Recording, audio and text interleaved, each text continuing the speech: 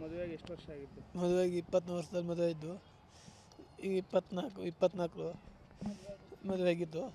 ನನ್ನ ಮಗಳು ಗಂಡ ಹೆಂಡ್ತಿದ್ದು ಯಾವ ಹುಡುಗಿದ ಅವರು ಹುಡುಗಿದು ಹುಣಸೇಕೆರೆ, ಹುಣಸೇಕೆರೆ ಎಚ್ ಮೈನಹಳ್ಳಿ ಹುಡುಗಂದು. ಏನು ಗಂಡ ಹೆಂಡ್ತಿ ಏನು ಜಗಳ ಆಡಿದ್ರೆ ಏನಕ್ಕಂತಲೂ ಗೊತ್ತಿಲ್ಲ. ಒಟ್ರಾಸಿಗೆ ಅನುಮಾನ ಜಾಸ್ತಿ ಆಯಿತು. ಹೆಂಡ್ತಿ ಮೇಲೆ ಭಾರಿ ಅನುಮಾನ ಜಾಸ್ತಿ ಮಾಡಿದ್ಲು. ಹಂಗಾಗಿ ಇದು ಮಾಡ್ಕೊಂಡು ಅವನು ಇನ್ನೇ ಸಂಜೆ ಬರ್ತೀನಿ ಅಪ್ಪಾಜಿ ಅಂದ್ಲು. ನಾನಿದ್ದನು ಎಂತಕ್ಕೋ ತಡಿ ನೋಡಿ ನಾಳೆ ಬರ್ತೀನಿ ಬೆಳಗ್ಗೆ ಅಂತಂದೆ. ಅಷ್ಟೊತ್ತಿಗೆ ಇವನು 7 ಗಂಟೆಯಲ್ಲಿ ಆಯಿತು ನಾನು ಬರ್ತೀನಿ, ಬಂದುಬಿಟ್ಟು ನಾನು ಬನ್ನಿ ನೀವು ಆಸ್ಪತ್ರೆಗೆ ಬನ್ನಿ, ನನ್ನ ಮಗ ಆಸ್ಪತ್ರೆಗೆ ಸೇರಿಸಿನಿ ಅಂತ. ಆಮೇಲೆ ಬಂದು ನೋಡ್ತೀವಿ ವಿಷ ಕುಡ್ದ್ಯಾರ ಅಂತ ಹೇಳ್ದ. ಅಷ್ಟೇ ಇದು. ಆಮೇಲೆ ಕೊನೆಗೆ ಮತ್ತೆ ಅವನು ವಿಷ ಕುಡ್ದ್ಯಾರ ಅಂತಂದು ಹೇಳಿದ್ರು.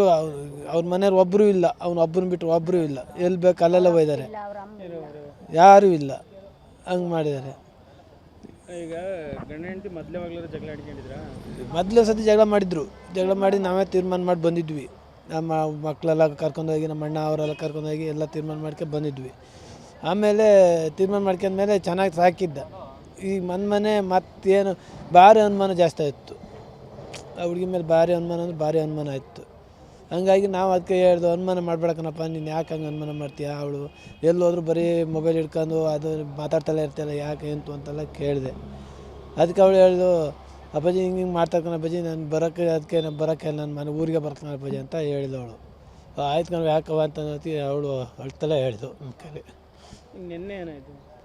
ನೆನ್ನೆ ಅದೇ ಅದು ಏನಾಯ್ತು ಅಂತ ಗೊತ್ತಾಗಲ್ಲ. ಒಟ್ರಾಸಿ ಅವಳು ಔಷಧಿ ಕುಡ್ದ ವಿಚಾರನೇ ಗೊತ್ತಿಲ್ಲ. ಒಟ್ರಾಸಿ ಇಲ್ಲಿ ಬಂದು ಮನೆಯವ್ರು ಬಂದಿಲ್ಲ.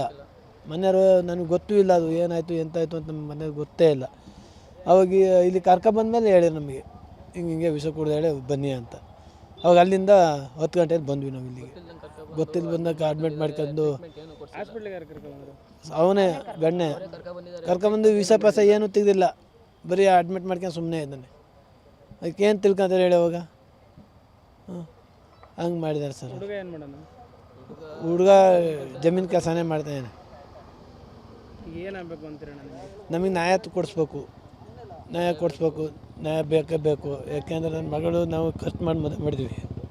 ಒಳ್ಳೆ ಮಕ್ಕಳಿಲ್ಲ, ಬೇಕಾದಂಗೆ ಖರ್ಚು ಮಾಡಿದ್ವಿ ಸರ್. ವರದಕ್ಷಿಣೆ ಕೊಟ್ಟಿಲ್ಲ, ಚಿನ್ನ ಕೊಟ್ಟಿದ್ವಿ ಸರ, ಉಂಗುರ ಕೊಟ್ಟಿದ್ವಿ. ದುಡ್ಡು 1.5 ಲಕ್ಷ ಏನೋ ಕೊಟ್ಟಿವಿ, 1.30 ಕೊಟ್ಟಿವಿ. ಲಕ್ಷ್ಮಣ ಅಂತ.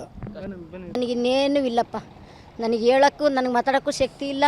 ದಯವಿಟ್ಟು ಹೇಳ್ತೀನಿ, ನನ್ನ ಮಗಳಿಗೆ ನ್ಯಾಯ ಕೊಡಿಸಿ ಅಷ್ಟೇ ಸಾಕು. ಬೇಕಾದಂಗೆ ಖರ್ಚು ಮಾಡಿ ನಿಮ್ಮ ಮದುವೆಗೆಲ್ಲವ ಇರೋದು ಮುಕ್ಕಲ್ಲಿ ಹಾಕಿದ್ರೆ ಜಮೀನಲ್ಲಿ ಎಲ್ಲದನ್ನೂ ಮಾಡೋಕ್ಕಾಗಲ್ಲ ಸರ್. ನಾನು ಅದ್ರಾಗೆ ಸಾಲ ಸೂಲ ಮಾಡಿ ಜೀತ ಮಾಡಿ ನನ್ನ ಮಗಳ ಮದುವೆ ಮಾಡಿದೆ.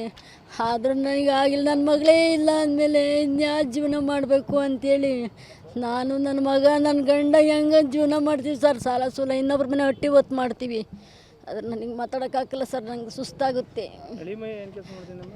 ಅವ್ನು ಕೂಲಿ ಕೆಲಸನೇ ಮಾಡ್ತೀನಿ. ಬೇಕ್ರಿ ಇಟ್ಕೊಂಡಿದ್ದ ಸರ್. 2 ಬೇಕ್ರಿ ಇಟ್ಕೊಂಡ ಅಂತೇಳಿ ತಗೊಂಡು ಹೋದ್ರು. ಆಮೇಲೆ ಬೇಕ್ರಿ ಇಲ್ಲ, ಏನೂ ಇಲ್ಲ, ಮನೇಲೇ ಇದ್ದ. ನಾವು ಕೂಲಿ ಮಾಡ್ಕೊಂಡು ತಿಂತಿದ್ವಿ. ಅವ್ರ ಮನೆ ಜಮೀನು ಐತೆ, ನಮ್ಮಲ್ಲಿ ಜಮೀನಿಲ್ಲ ಅಷ್ಟೇ ಸರ್. ನಾವು ಅದ್ರ ಜೀವನ ಮಾಡ್ತಾಯಿದ್ವಿ. ಇನ್ನೊಬ್ಬರ ಮನೆ ಜೀತ ಮಾಡಿ ಸಂಘ ಪಂಗದಲ್ಲಿ ತಗೊಂಡು ನಾವು ಜೀವನ ಮಾಡ್ತಾಯಿದ್ವಿ ಸರ್. ಹೌದು ಸರ್, ಎಲ್ಲ ಮಾಡಿರೋರು.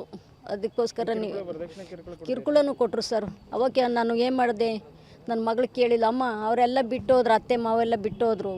ಇವತ್ತು ನನಗೆ ಗಂಡಕ್ಕೆ ಸಾಲ ಮಾಡೋ ಇದ್ದಾರೆ, ನನಗೆ ಬೇಕು ದುಡ್ಡು ಕೊಡು ಅಂದ್ಲು. 1,30,000 ರೂಪಾಯಿ ನಾನು ಅವ್ರಿಗೆ ದುಡ್ಡು ಕೊಟ್ಟಿದ್ದು ನಿಜ. ಅವ್ರು ಕೊಡೋ ಹೊತ್ತಿಗೆ ಆಗ ಇಸ್ಕಂದರೆ ಬಡ್ಡಿ ಸಾಲ ತೆಗೆದು ಕೊಟ್ಟಿನಿ ಸರ್. ಆದರೂ ಕೂಡ ನನಗೆ ನಂಬಿಕೆ, ಅವರು ಈ ಥರ ಮಾಡಿನಲ್ಲ ನನ್ನ ಮಗಳ ಮೇಲೆ. ಅವ್ನು ಎಷ್ಟೇ ಇಸ್ಕೊಂಡಿರಲಿಲ್ಲ, ನಾನು ಇನ್ನೊಬ್ರ ಮೇಲೆ ಜೀತ ಮಾಡಿ ನನ್ನ ಮಕ್ಕಳನ್ನ ನಾವು ಕೊಡವು. ಅವ್ರು ಈ ಥರ ಅನ್ಯಾಯ ಮಾಡಿರೋ ಅನ್ನೋದು ಅದೊಂದೇ ಬೇಜಾರ ನನಗೆ. ನನಗೆ ನ್ಯಾಯ ಬೇಕಷ್ಟೇ ಸರ್, ಇನ್ನೇನು ಬೇಡ ನನಗೆ. ನ್ಯಾಯ ಬೇಕಷ್ಟೇ. ನನಗೆ ಬೇಕು, ಸಾಕಿದ್ವಿ ಸರ್. ನಾನು ಅದನ್ನೇ ಬೇಡ್ತಿರೋದು. ಚಿಕ್ಕದ್ರಿಂದ ಬೇಕಾದಂಗೆ ಕಷ್ಟಪಟ್ಟು ಸಾಕಿದ್ದು. ಇನ್ನೊಬ್ರ ಮನೆ ಜೀತನೂ ಮಾಡಿವಿ, ಹೊಟ್ಟೆ ಕೊಡಿಕೆ ಎಲ್ಲ ಒತ್ತು ಬಂದಿವಿ ಸರ್. 20 ವರ್ಷ ಐತೆ, ಬರೀ ಗೋಡೆ ಕಟ್ಟಿ ಮನೆ ಕಟ್ಟೋಕ್ಕಾಗ್ತಾಯಿಲ್ಲ, ಗಿಲವ್ ಮಾಡ್ಸೋಕ್ಕಾಗ್ತಾಯಿಲ್ಲ. ಅಂಥದ್ರಲ್ಲಿ ನನ್ನ ಮಗಳ ಚೌಟ್ರಿಲಿ ಮದುವೆ ಮಾಡಿಕೊಟ್ಟೆ ಸರ್. ಆದರೂ ಕೂಡ ಈ ಥರ ಮಾಡಿಬಿಟ್ರೆ ನನ್ನ ಮಗಳಿಗೆ ಅನ್ಯಾಯ ಮಾಡಿರು. ಅದಕ್ಕೊಂದು ನೀಟಾಗಿ ನನಗೆ ಒಳ್ಳೇದು ಮಾಡಿಕೊಡಿ ಅಷ್ಟೇ ಸಾಕು. ಎಲ್ಲನೂ ಹೇಳೋರು ಸರ್, ಹಿಂಗೆ ಆಗುತ್ತೆ ಅಮ್ಮ, ಹಿಂಗೆ ಹಿಂಸೆ ಕೊಡ್ತಾರೆ, ನಂಗೆ ತಡ್ಕೊಳಕ್ಕಾಗಲ್ಲ, ಬಂದು ಕರ್ಕೋಗಿ ಅಂದ್ಲು. ಅವ್ವ ಈಗ ಬಂದ್ರೆ 5 ಗಂಟೆಲಿ ಚಿರ್ತಿದವಂತೆ. ಈಗ ನಾವು ಹೆಂಗವ ಅಪ್ಪಂಗೆ ಕಳಿಸ್ಲಿ ಅನ್ನೋತ್ತಿಗೆ ಈಗ ಬೇಡ ಬೆಳಗ್ಗೆ ಕಳಿಸುವಂದ್ಲು. ಅವಳು ಈ ಥರ ಮಾಡ್ಕೊತಾಳೆ ಅಂದ್ರೆ ನನ್ನ ಮಗನೂ ನನ್ನ ಗಂಡನೂ ಕಳಿಸ್ಬಿಡ್ತಿದ್ದೆ. ಅವಳು ಹೇಳಲಿಲ್ಲ, ಬೇಡ ಕಣಮ್ಮ ಕತ್ಲೆ ಬೇಡ, ಇವಾಗ ಹಣ ಇನ್ನೂ ಅಪ್ಪಾಜಿನೂ ಬೆಳಗ್ಗೆ ಕಳಿಸೋ ಅಂದ್ಲು, ಬೆಳಗ್ಗೆ ಕಳ್ಸೋ ನಾನು ಅವತ್ತಿಗೆ ಈ ಥರ ಮಾಡ್ಕೊಂಡಳು ಸರ್. ಮಲ್ಲೆ ವಿಷ ತಗೊಂಡಾರೆ, ಅಡ್ಮಿಂಟ್ ಮಾಡ್ಕೊಂಡಾರೆ. ಬನ್ನಿ ಇಲ್ಲಿ ಅಂತ ಕರೆದ್ರು ನನ್ನ. ಏನಕ್ಕೆ ಜಗಳ ಮಾಡ್ಕೊಂಡಿರ, ಗಲಾಟೆ ಏನಾಯ್ತು ಹೇಳಿ ಅಂದೆ. ಇಲ್ಲ ಬನ್ನಿ ಹಾಸನಕ್ಕೆ ಸ್ವಲ್ಪ ಅಂದರು. ಅದಕ್ಕೆ ನಾನು ಹಿಂಗೆ ಅಂದೆ, ಈಗ ಯಾವಾಗಲಪ್ಪ ನಮಗೆ ಆ ಕಡೆ ಬಸ್ ಇಲ್ಲ ಏನೂ ಇಲ್ಲ, ನಾನು ಎಂಥದ್ರಾಗ ಬರಲಪ್ಪ ಅಂದೆ. ಅದಕ್ಕೆ ಬಂದು ಹೋಗಿ ಅಂದರು. ಏನಾರು ಸಮಸ್ಯೆ ಇದ್ರೆ ಹೇಳು, ನಾನು ಈಗಲೇ ಬರ್ತೀನಿ ಅಂದೆ. ಏನೂ ಸಮಸ್ಯೆ ಇಲ್ಲ ಬಂದೋಗಿ ಅಂದರು. ಅದಕ್ಕೆ ನಾನು ಹೇಳಿದೆ, ಇಲ್ಲ ಸಮಸ್ಯೆ ಏನಾರು ಇರಬೇಕು, ಬಾಯಲ್ಲಿ ಹೇಳೋದು ಬೇಡ, ನಾವು ಸೀದಾ ಹೋಗೋಣ ಅಂತೇಳಿ 5 ಜನ ಬಂದು, ನನ್ನ ಮಗ ನನ್ನ ಗಂಡ ನಾವು 3 ಜನ ಒಂದು ಬೈಕಲ್ಲಿ ಬಂದು, ನನ್ನ ಅಣ್ಣನ ಬಾವನ ಮಗ ಒಬ್ಬ, ಇನ್ನೊಬ್ಬ ನಮ್ಮ ಮೈದನೊಬ್ಬ, 3 ಜನ 2 ಜನ ಬಂದರು. 5 ಜನ ಬಂದು ನೋಡೋ ಹೊತ್ತಿಗೆ ಇಲ್ಲಿ ಹಿಂಗಾಗಿತ್ತೆ ಅಂತ ಗೊತ್ತಾಯಿತು. ರಾತ್ರಿ ಎಲ್ಲರೇ ಕೊಟ್ಟರೆ, ಆದರೆ ಔಷಧಿ ತೆಗ್ದಿರಲಿಲ್ಲ. ಬೆಳಕರಿದ್ರೆ ಔಷಧಿ ತೆಗ್ದಿಲ್ವಲ್ಲಮ್ಮ ಅಂದರು ಡಾಕ್ಟ್ರು. ಅವಾಗ ಸರ್ ತೆಗ್ದೇ ಇಲ್ಲ ಅನ್ನೋ ಹೊತ್ತಿಗೆ ತೆಗೆದ್ರು ನನ್ನ ಕಣ್ಣೆದ್ರಿಗೆ. ಹೇಳಿದರೆ ಒಂದು ಚಮಚ ತಗೊಂಡಾರೆ, ಒಂದು ಮುಚ್ಚಳ ತಗೊಂಡಾರೆ ಅಂದ್ರು ಅವರು. ಹಂಗೆ ಅಂದಾಗ ಇವ್ರೇನಂದ್ರು, ಇವ್ರೇನು ಮಾತಾಡಲಿಲ್ಲ, ಸುಮ್ಮನೆ ಆದರು. ಮುಚ್ಚಳ ತಗೊಂಡ್ರೆ, ಇಲ್ಲ ಕಣಪ್ಪ ಜಾಸ್ತಿ ತಗೊಂಡಾರೆ ಅಂತ ಡಾಕ್ಟ್ರ್ ಹೇಳಿದ ನಿಜ. ಅಷ್ಟಕ್ಕೆ ನಿಲ್ಲಿಸಿದ್ರು. ಕಂಪ್ಲೇಂಟ್ ಕೊಟ್ಟು. ಗೌರಮ್ಮ. ಸರ್ ಈಗ ಏನಾಗಿದೆ ಅಂದರೆ ಇದೊಂದು ದೊಡ್ಡ ಅನ್ಯಾಯನೇ ಆಗಿದೆ. ಏನಾಗಿದೆ ಅಂದರೆ ಆ ಹುಡುಗಿ ಪಾಪ ಮದುವೆಯಾಗಿ 5 ವರ್ಷ ಆಗಿದೆ. ಇಲ್ಲಿ ತನಕ ಅವರ ಇಡೀ ಫ್ಯಾಮಿಲಿ, ಅತ್ತೆ ಮಾವ ಮತ್ತು ಅವ್ರ ನಾದಿನಿ ಒಬ್ಳಿದ್ದಾರೆ. ಅವರು ಭಾರಿ ಹಿಂಸೆ ಕೊಟ್ಟು ಅವರಿಗೆ ವರದಕ್ಷಿಣೆ ಕಿರುಕುಳ ಕೊಟ್ಟು ಇಲ್ಲಿ ತನಕ ಭಾರಿ ಹಿಂಸೆ ಕೊಡ್ತಿದ್ರು. ನಾವು ಫ್ಯಾಮಿಲಿಯಿಂದ ಹೋಗಿ ಅವರಿಗೆ ಸಮಾಧಾನ ಮಾಡಿ ಹೇಳಿ ಬರ್ತಿದ್ದು. ಆದರೆ ಇವರು ಈ ಕಾಲಕ್ಕೆ ಹೊತ್ತು 5 ವರ್ಷ ಆದರೂ ಒಂದು ಮಗು ಮಾಡ್ಕೊಳಕ್ಕಾಗಿಲ್ಲ ಅವ್ರ ಕೈಲಿ. ಅವ್ರಿಗೆ ಅದನ್ನೂ ಯಾವುದೇ ವಿಚಾರಕ್ಕೂ ಯೋಚನೆ ಮಾಡ್ದಂಗೆ ಇವತ್ತು ಆ ಹುಡುಗಿನ ಅನ್ಯಾಯವಾಗಿ ಕೊಂದುಬಿಟ್ಟಾರೆ. ಬರೀ ವರದಕ್ಷಿಣೆ, ಆ ದುಡ್ಡು ಅದು ಬೇಕು ಇದು ಬೇಕು. ಆ ಹುಡುಗಿನ ಒಂದು ಪ್ರೀತಿಯಿಂದ ಒಂದು ಯಾವ ಫಂಕ್ಷನ್ಗೂ ಕಳಿಸಿಲ್ಲ. ತವ್ರ ಮನೆ ಅಂತ ಇವತ್ತು ಬಾಗಿಲು ಹೋಗ್ಬೇಕಂದ್ರೆ ಆ ಕಡೆಯಿಂದ ದುಡ್ಡು ತರ್ಬೇಕನ್ನೋ ಆಟೋದಲ್ಲಿ ಅವರು ಇನ್ನು ಅಷ್ಟೊಂದು ಹಿಂಸೆ ಕೊಟ್ಟಾರೆ. ಇವತ್ತು ಅವ್ರ ಮಗಳು ಸಂಜೆ ಫೋನ್ ಮಾಡಿದಾಗ, ಅಪ್ಪ ನಾನು ಇಲ್ಲಿ ಹಿಂಸೆ ತಡೆಯೋಕ್ಕಾಗಲ್ಲ, ನಾನು ಬರ್ತಿದ್ದೀನಿ ಅಂತ ಫೋನ್ ಮಾಡಿದ್ದಾರೆ. ಅವರು ಅಲ್ಲಿಂದ ಅವ್ರ ಮನೆಗೆ ಹೋಗೋ ಅಷ್ಟರೊಳಗೆ ಈ ಹುಡುಗಿ ಈ ಥರ ಅನಾಚಾರ ಮಾಡ್ಕೊಂಡಂತ ಅವ್ನ ಗಂಡ ಸ್ವಾಮಿ ಫೋನ್ ಮಾಡಿ ಆಸ್ಪತ್ರೆ ಸೇರಿಸಿದ್ರೆ ಅಂತ ಫೋನ್ ಮಾಡಿರೋ.